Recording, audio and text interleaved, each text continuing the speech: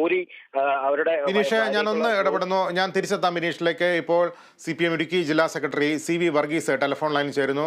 Shri CV Varghese, ഇന്ന് അവിടെ LDF ഹർത്താലിന് ആഹ്വാനം ചെയ്തിരിക്കുകയാണ്. ആർക്കെതിരെയാണ് ഈ ഹർത്താൽ? ഹർത്താല് അവിടെ ജനങ്ങളുടെ പൊതുവികാരത്തിന്റെ ഭാഗമായി ഉയർന്നു വന്നൊരു പ്രതിഷേധത്തിൽ കക്ഷിയായിരുന്നു എന്ന് മാത്രമേ ഉള്ളൂ. അവിടെ പ്രശ്നം എന്താണെന്ന് ചോദിച്ചാലേ, അവിടെ ഇപ്പൊ ഈ 8 ദിവസത്തിനുള്ളിൽ 3-4 പേരുടെ ജീവൻ എടുത്തു. വനം വകുപ്പ് ഉദ്യോഗസ്ഥന്മാര് നിസ്സംഗമായ മനോഭാവത്തോടെ നിലപാട് സ്വീകരിക്കുകയാണ്. ജനങ്ങളുടെ വികാരപരമായ അവിടുത്തെ ജനങ്ങളുടെ വികാരം ഏറ്റവും അനിവാര്യമാണ്. ഗവൺമെന്റ് അടിയന്തരമായി പരിഹാരം ഉണ്ടാകാൻ വേണ്ടി ഇടപെടേണ്ടതാണ്. ആ ഇടപെടലിന്റെ ഭാഗമായി ഉയർന്നു വന്നൊരു പ്രതിഷേധം എന്ന രൂപത്തിൽ ആ പ്രതിഷേധത്തിൽ അതിനെ പിന്തുണയ്ക്കുക എന്ന സമീപനമാണ് CPM സ്വീകരിക്കുന്നത്. അതിനത്രേ ഉള്ളൂ. ശ്രീ CV വർഗീസ്, വനം വകുപ്പിന് മാത്രമാണോ ഇക്കാര്യത്തിൽ ഉത്തരവാദിത്വം? സർക്കാരിന്റെ ഒരു കൂട്ടു ഉത്തരവാദിത്വം ഇക്കാര്യത്തിൽ വേണ്ടതല്ലേ? തീർച്ചയായിട്ടും ഉണ്ടല്ലോ, ഉണ്ടാവേണ്ടത്. ഗവൺമെന്റ് ശ്രദ്ധപ്പെടുത്തിയിട്ടുണ്ട്. മുഖ്യമന്ത്രി ഇടപെടും. ആ നിലയിൽ അതിന് ശാശ്വതമായ പരിഹാരം ഉണ്ടാകാൻ ഒരു നിലപാടെടുക്കും. പിന്നെ നിരന്തരമായി ആളുകൾ കൊലയപ്പെടുന്ന ആനയ്ക്ക് ആക്രമണത്തിന് വിധേയമാകുന്നു. അങ്ങനെ ആകുന്ന സാഹചര്യത്തിൽ അവിടെ ജനങ്ങളെ ഉയർന്നു വരുന്ന പൊതുവികാരങ്ങളെ ഉയർത്തിപ്പെട്ടുവരാനുമുള്ള ഒരു ധാർമ്മികതയുണ്ടല്ലോ. ആ ധാർമ്മികതയിലൊന്നും ഇപ്പം മാറി നിൽക്കേണ്ട ഒരു കാര്യമുണ്ടെന്ന് ഞങ്ങൾക്ക് തോന്നുന്നില്ല. അതിനർത്ഥം ഗവൺമെന്റ് ഈ കാര്യത്തിൽ ഇടപെടുകയല്ലെന്നല്ല, ഗവൺമെന്റ് ഉണർന്ന് പ്രവർത്തിക്കും. ഇപ്പോൾ വയനാട് ഉണ്ടായപ്പോൾ ഗവൺമെന്റ് ഉണർന്ന് പ്രവർത്തിച്ചില്ലേ? ജനങ്ങളുടെ പ്രതിഷേധം ഉയർന്നു വരണം. ആ പ്രതിഷേധം ജനങ്ങൾക്ക് ആവശ്യം ഉന്നയിക്കാം. അതിനിപ്പോൾ ഗവൺമെന്റിനെ പ്രതിക്കൂട്ടി നിർത്തുന്ന കാര്യമില്ല. ഗവൺമെന്റ് സാധ്യമായത് ചെയ്യാൻ കഴിയുകയും ചെയ്യും. കേന്ദ്ര ഗവൺമെന്റിന് ഈ വിഷയത്തിനകത്ത് ഇടപെടാൻ കഴിയും. കേന്ദ്ര ഗവൺമെന്റ് ഇപ്പോൾ വയനാട് സംഭവത്തിലാണ് ഇവിടെയാണ് എടുക്കുന്ന നിലപാടുണ്ട്. അതുകൊണ്ട് സംസ്ഥാന ഗവൺമെന്റ് മാത്രം പരിധി നിൽക്കുന്ന ഒരു കാര്യമല്ല. ആ സംസ്ഥാന ഗവൺമെന്റ് പരിധി നിൽക്കാത്തൊരു കാര്യമാകുമ്പോൾ സ്വാഭാവികമായും അങ്ങനെ ഒരു പ്രതിഷേധം ഉയർന്നു വരുന്നതുകൊണ്ട് കേന്ദ്ര ഗവൺമെന്റിനും ശ്രദ്ധപ്പെടുത്താൻ കഴിയും.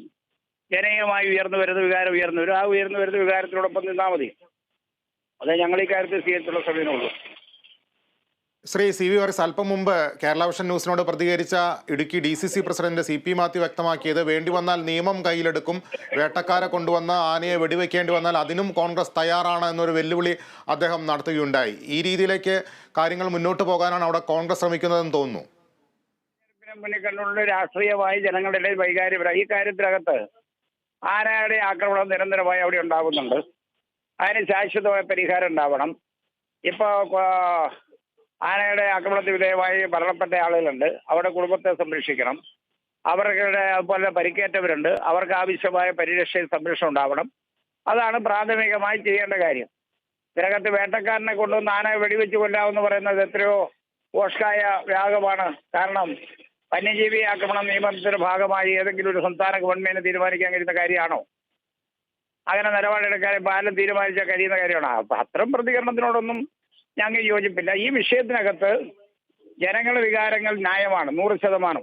കഴിഞ്ഞ 8 ദിവസത്തിനുള്ളിൽ അവിടെ ഇപ്പോൾ നിരവധിയായ ആളുകളെ, കഴിഞ്ഞ 1 മാസത്തിനുള്ളിൽ നിരവധിയായ ആളുകളെ കൊലയപ്പെടാനിടയെ ആനയുടെ ആക്രമണത്തിന് ഫലമായി. അവിടെ ആന രാവിലെ മുഴുവൻ ടൗണിൽ ഇറങ്ങാം. അതിനെയൊക്കെ വനം വകുപ്പ് ഉദ്യോഗസ്ഥന്മാരും അതിനാവശ്യമായ ക്രമീകരണം ഉണ്ടാകണം. വനം വകുപ്പ് കുറെ കൂടെ ഉണർന്ന് പ്രവർത്തിക്കണം. ആ കൂട്ടുത്തരവാദിത്തപരമായ കാര്യം തന്നെയാണ്. ഗവൺമെന്റ് ആ കാര്യത്തിൽ ഇടപെടണം. ഗവൺമെന്റ് ഇക്കാര്യത്തിൽ ശാശ്വതമായി ഗവൺമെന്റ് ഗൗരവമായി ഇടപെടുന്നതിന് വേണ്ടി ജനങ്ങൾ ഉയർത്തിക്കൊണ്ടുവന്ന പ്രതികരണം, ആ പ്രതികരണത്തെ ആ രൂപത്തിൽ കണ്ടാൽ മതി. അല്ലാതെ ഇപ്പോൾ CP മാത്യു പറയുന്ന അഭിപ്രായത്തിനോടൊന്നും ഞങ്ങൾക്ക് യോജിപ്പില്ല. അത് പ്രായോഗികമായ കാര്യമല്ലല്ലോ.